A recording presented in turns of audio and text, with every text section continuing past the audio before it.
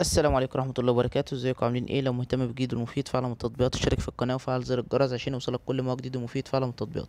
اشتراكك في القناة وتفعيلك لزر الجرس واشتراكك في عضوية مميزة بيخلينا نقدر نساعدك ونرد على كل الأسئلة والاستفسارات بتاعتكم حول التطبيقات وعالم التطبيقات.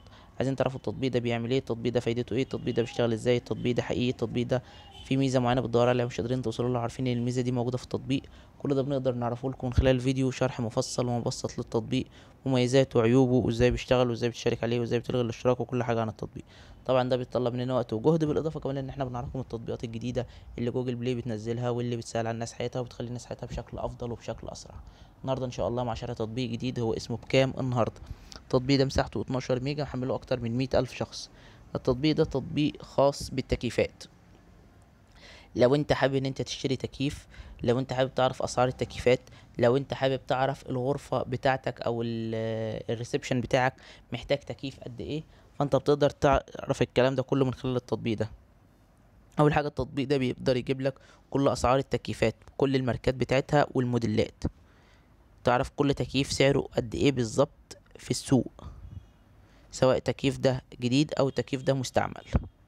كمان بتقدر تعرف منه افضل الانواع اللي موجوده في السوق، يعني ايه النوع الكويس، ايه النوع اللي الناس بتشكر فيه، ايه النوع اللي بيعيش على طول، ايه النوع اللي ما بيحصلوش اعطال او ما بيطلبش صيانه مستمريه. كمان بتقدر تعرف منه لو عندك عطل في التكييف بتاعك ومحتاج صيانه او محتاج قطعه غيار معينه، بتقدر تعرف منه سعر قطعه الغيار وتقدر تطلب فني ان هو يجي يصلح لك التكييف او يركب لك قطعه الغيار دي. بالاضافه لان انت تقدر برضو تعرف الغرفه او مساحه الغرفه اللي عندك محتاجه تكييف قد ايه، او مساحه الريسبشن اللي عندك محتاج تكييف قد ايه، او الشقه اللي عندك كلها محتاجه كام تكييف والكلام ده كله. وعلى حسب برضو الدور اللي انت قاعد فيه، وعلى حسب الواجهه بتاعت البيت بتاعك، يعني هل واجهه قبليه، هل واجهه بحريه، هل الشمس ضاربه في البيت على طول. الكلام ده كله بتقدر تعرف عن طريق كل الحاجات دي انت محتاج تكييف مساحته او يقضي غرض قد ايه. ده كده الغرض من التطبيق وده فايدة التطبيق. مشكلة التطبيق ان هو بيتضمن اعلانات وبيطلب منك الاشتراك وشراء التطبيق، بالاضافة لان التطبيق بيكون باللغة العربية والانجليزية ومفيهوش لغات متعددة كتير. بس كده ده يعتبر ابسط شرح بالنسبة للمميزات والعيوب. لو عجب شرح التطبيق يا ريت تدوس لايك للفيديو، لو عايز شرح التطبيق معين يا ريت تسيب لي في كومنت. لو اكتشفت ميزه او عيب للتطبيق في اي تحديث من التحديثات القادمه اكتبها في تعليقات الفيديو.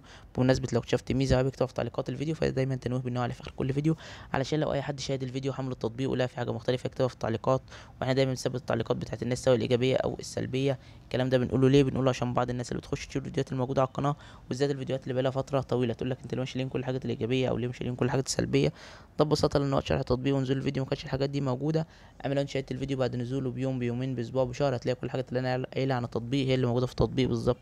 شكرا، سلام عليكم.